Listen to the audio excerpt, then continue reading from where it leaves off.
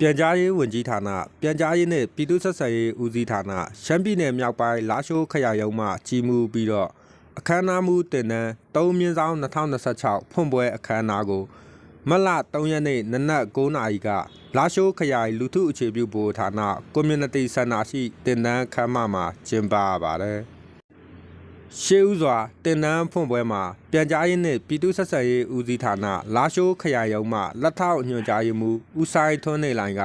အခမ်းအနားမှုတင်နန်း3/2026ဖွင့်လှစ်ပေးရတဲ့ရည်ရွယ်ချက်ကိုရှင်းလင်းပြောကြားပါတယ်။အဲ့ဒီနောက်တင်နန်းအားဖွင့်လှစ်ခဲ့ရာပြန်ကြားရေးနဲ့ပြည်သူ့ဆက်ဆံရေးဦးစီးဌာနတွဲဖက်ပြည်နယ်ရုံးလာရှိုးမှဒုတိယညွှန်ကြားရေးမှူးဦးစောထေးအောင်က